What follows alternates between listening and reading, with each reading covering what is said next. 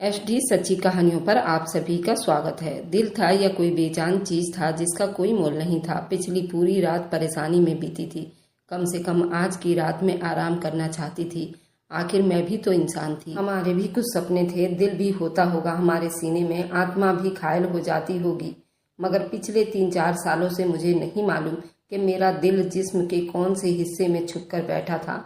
आत्मा कितने घाव खाकर कहीं पड़ा सिसक रहा था और मेरे जज्बात। अब सुनिए पूरी कहानी। दिल और जज्बात ये दोनों तो शायद इतने बार कुचले गए थे कि अपनी आखिरी सांस ले रहे होंगे, मगर सिया को हमारे जज्बातों की कोई परवाह नहीं थी।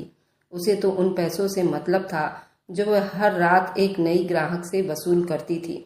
अपनी पहली उंगलियों को जुबान से चाट कर गिनती थी और अपनी लाल साड़ी के पल्लू से बांध लेती थी और उस बंदे को हमारे हवाले कर देती।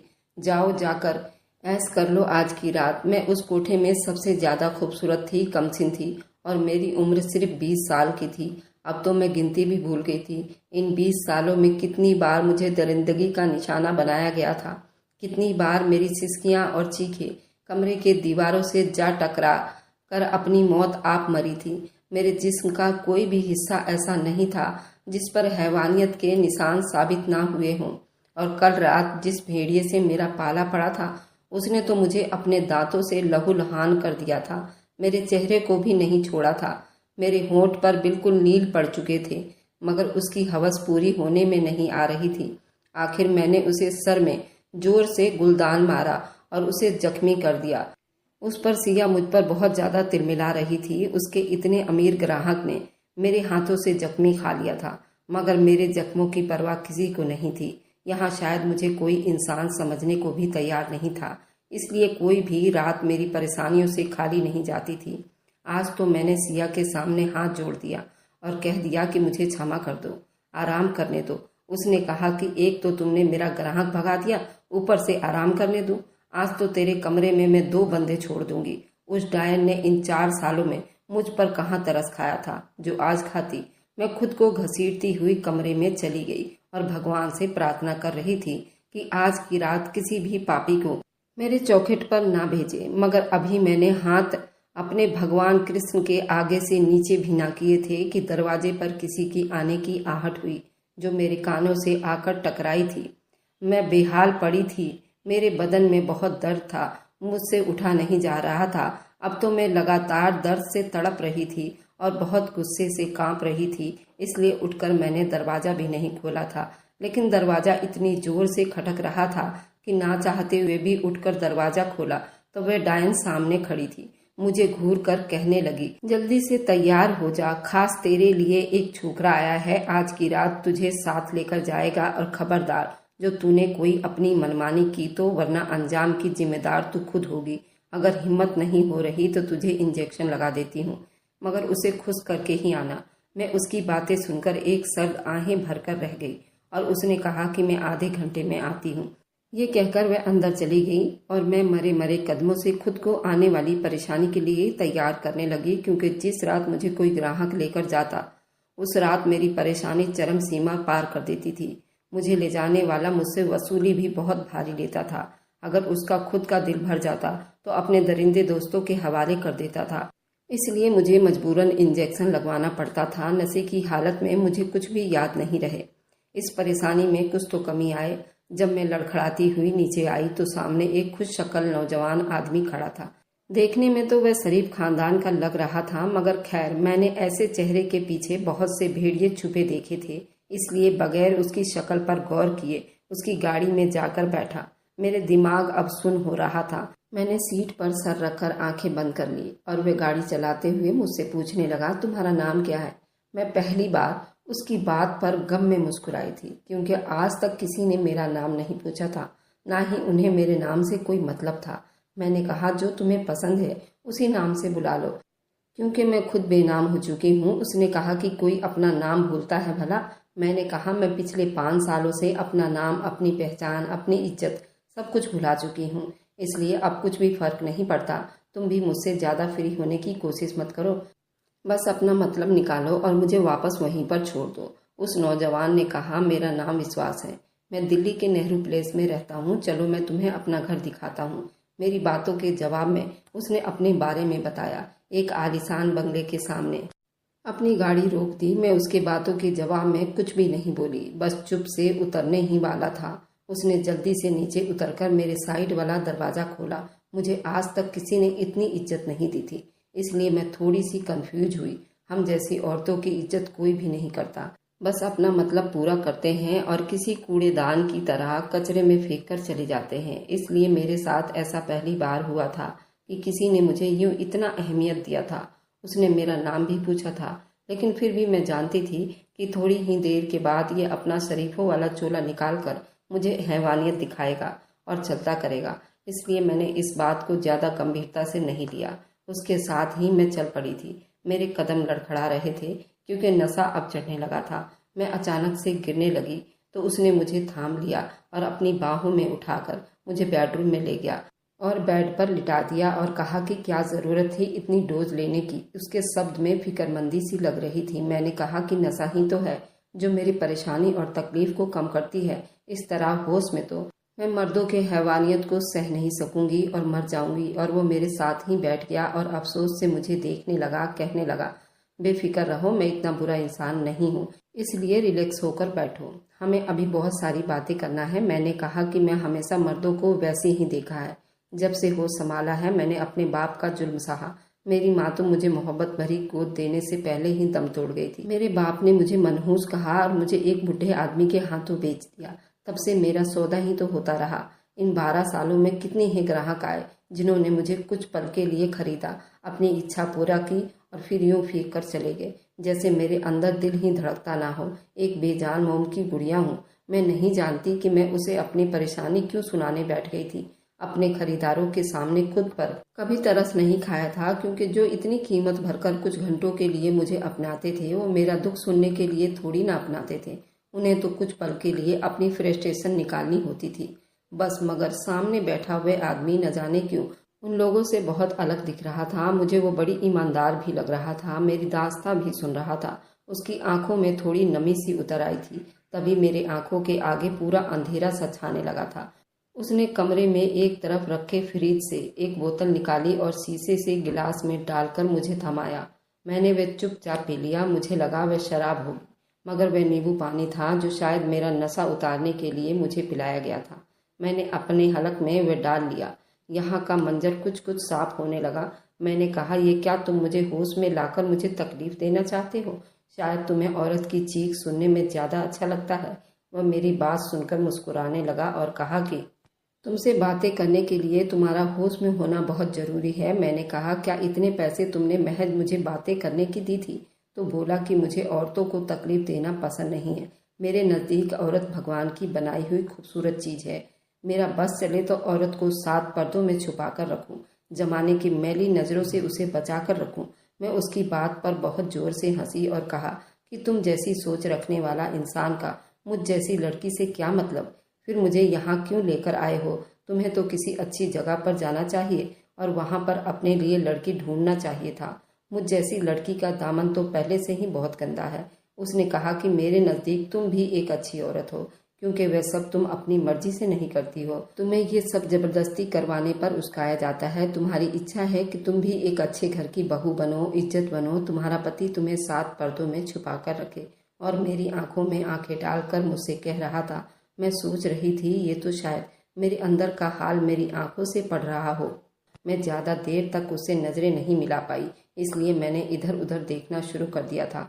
मैंने कहा, जिस काम के लिए तुम मुझे यहाँ लाए हो वह जल्दी से निपटाओ और मुझे चलता करो। मैं तुम्हारी इस तरह की बातों में अपना दिमाग खराब नहीं करने वाली। मेरा नशा पूरी तरह से उतर चुका था, मगर बजाय मेरे करीब आने के वह उठकर अलमारी से कपड़े निकालने लगा और वॉशरूम में चला गया। मुझे लगा शायद वो मेरे करीब आने से पहले फ्रेश होना चाहता है।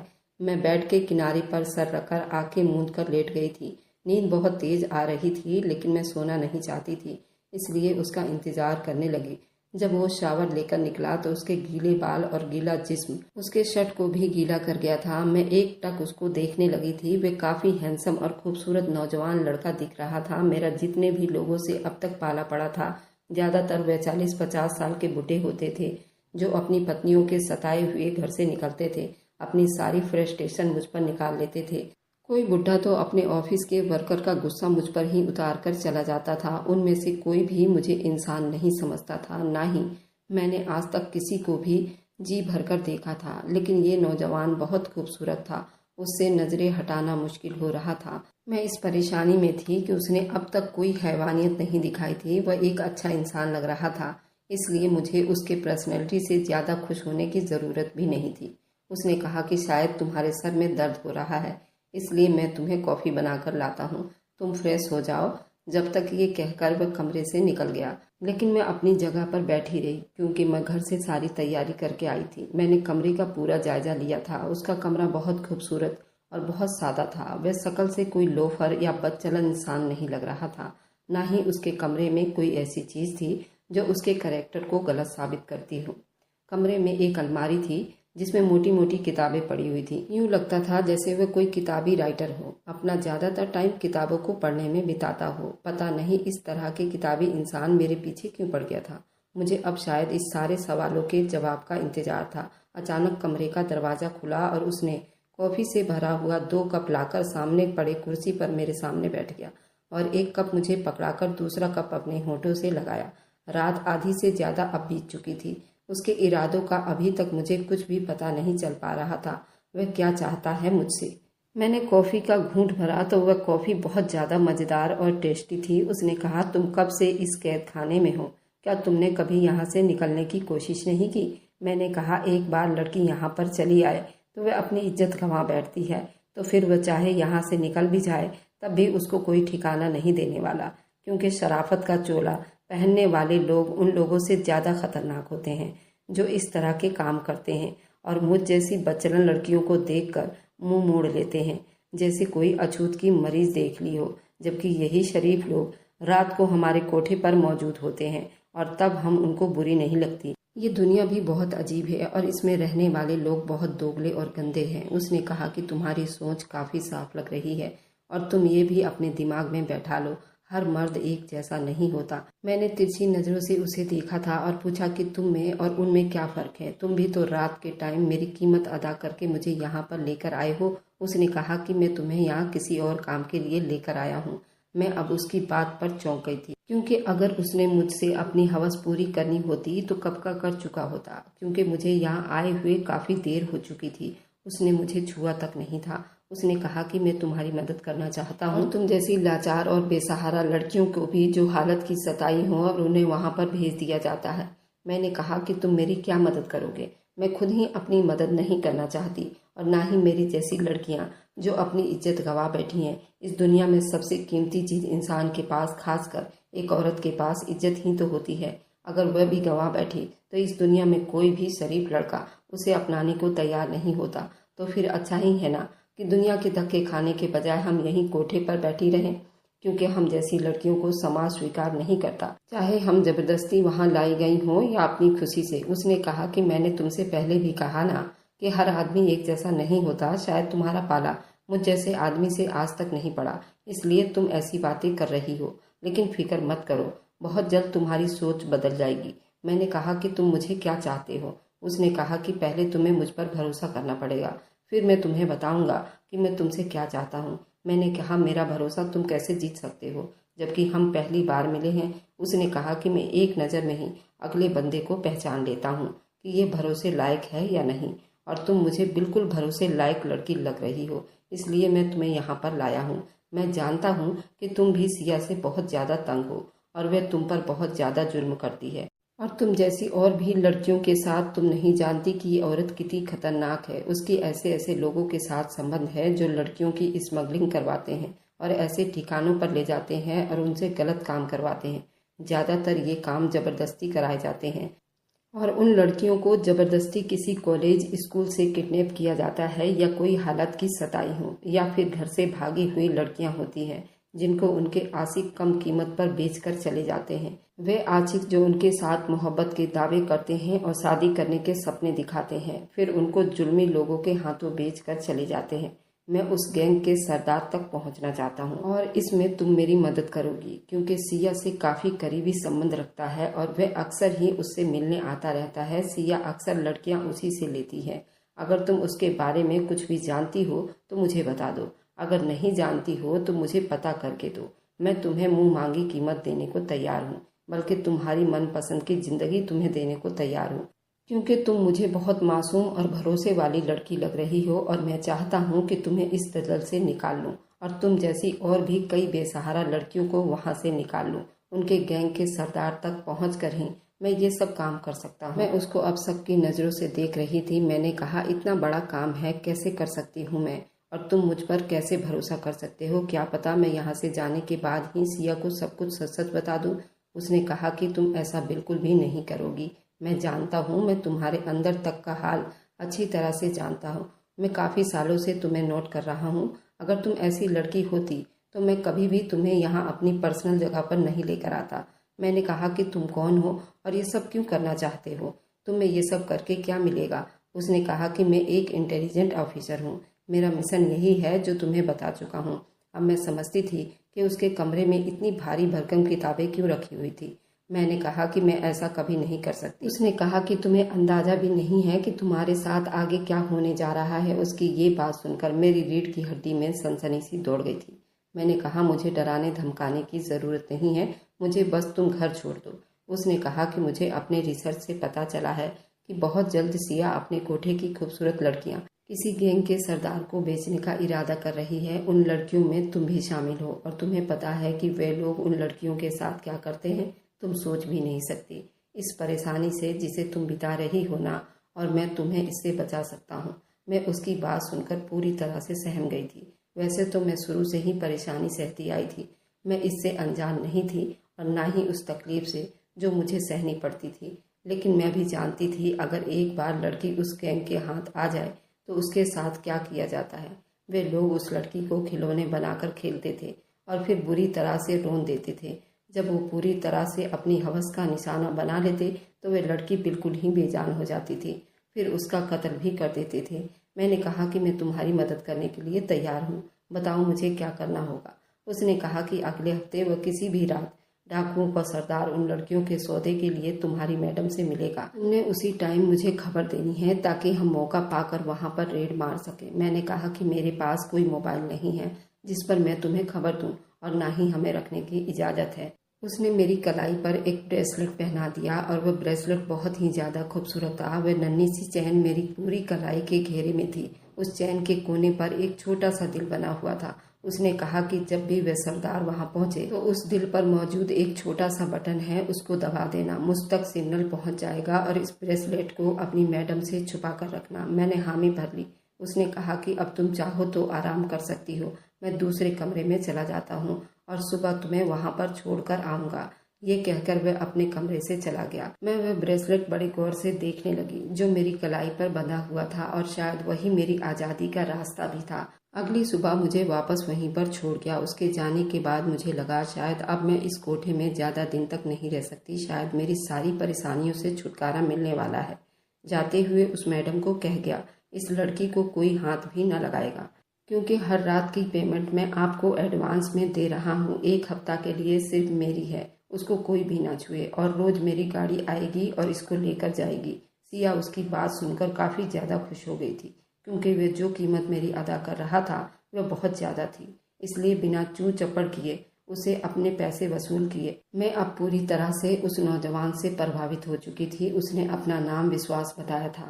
वह न सिर्फ मुझे यहाँ से आज़ाद करवाना चाहता था बल्कि मेरा रखवाला भी बनना चाहता था। जिंदगी में पहली बार किसी ने मेरी यूं परवाह की थी और मेरी आंखें भर आई थी, वरना आज तक तो किसी ने मुझे इंसान भी नहीं समझा था।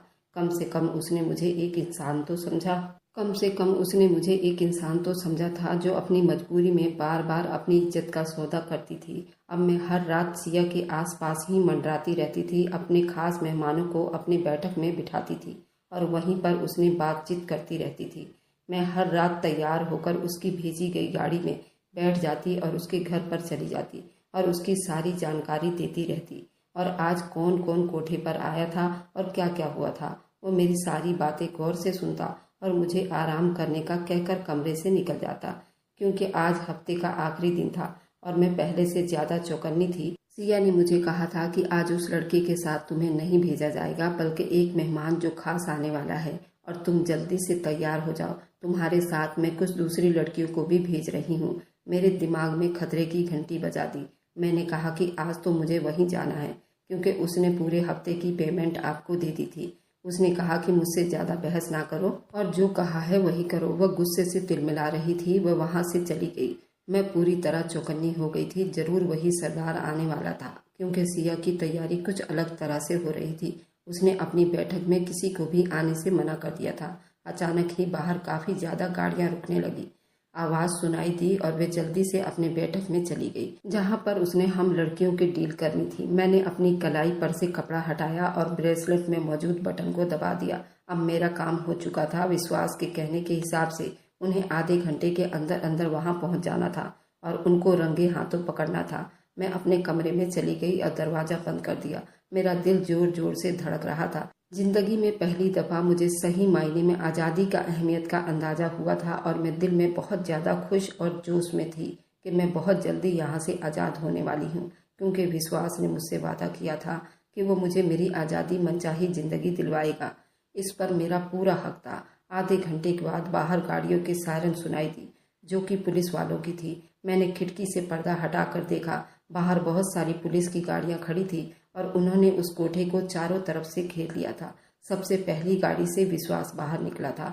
अपना ड्यूटी का ड्रेस पहना हुआ था और उसके हाथ में पिस्तौल था और वह कोठे के अंदर दाखिल हो चुका था। अपने साथियों के साथ उन्होंने आते ही वहां के बैठक पर धावा बोल दिया था। मेरे देखते ही देखते सिया और उसके सरदार को हथकड़ी पहनाकर बाहर ले जाया गया। उनके चेहरे पर हवाइयां उड़ी थी, वह जैसे उनकी किसी ने मुखबरी कर दी हो। उन्हें क्या पता था कि मुखबरी करने वाली कोई और नहीं बल्कि उन्हीं के कोठे की लड़की होगी।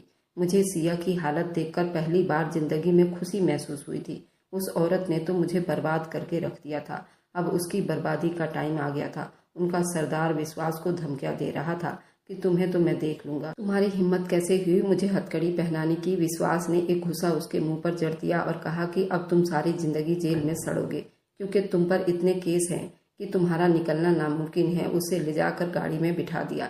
एक लेडीज पुलिस ने सारे कमरे की तलाशियां ली और उन लड़कियों को बाहर निकाला जो ऐसी जिंदगियों का नक्शा बनाती रही थी। हम सबको एक बड़ी सी गाड़ी में बिठा दिया गया जो कि पुलिस की थी। सब लड़कियां डरी हुई थी कि न जाने उनके साथ अब क्या होगा, लेकिन मैं तसल्ली में बैठी हुई थी। पुलिस ने हमसे पूछताछ की, हम लोग कहाँ से लाए गए हैं और अब कहाँ जाना चाहते हैं। फिर किसी भी लड़की के पास कोई भी ठिकाना नहीं था। सब लोग एक दूसरे का मुंह देखने लगे।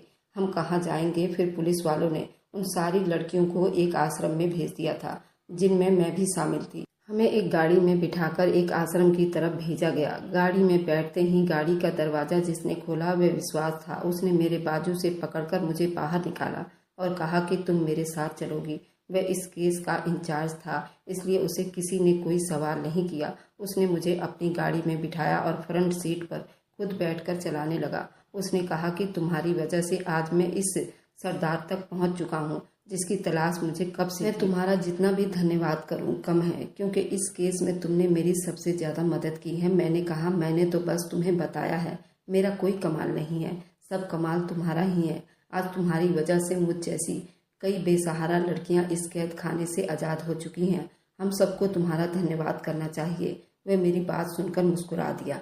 उसने कहा कि चलो, हिसाब बराबर हुआ। मैंने कहा, अब मैं कहाँ जाऊंगी? उसने कहा कि जहाँ तुम्हें होना चाहिए। मैंने कहा, क्या मतलब तुम्हारा? वह मुझे अपने घर ले गया और कहा कि तुम इस घर में रह सकती हो। मैंने कहा कि किस हिसाब से और किस रिश्ते से? मैं इस तरह से किसी अजनबी के घर में नहीं रह सकती। मुझे तुम अनाथ आश्रम में ही छोड़ दो, बाकी लड़कियों के साथ। उसने कहा कि मैंने तुमसे वादा किया था कि मैं तुम्हें अकेला नहीं छोड़ूंगा। उसकी अगली बात ने तो मुझे हैरानी में डाल दिया था। भला मुझ जैसी लड़की से कोई इस तरह सवाल कैसे कर सकता था?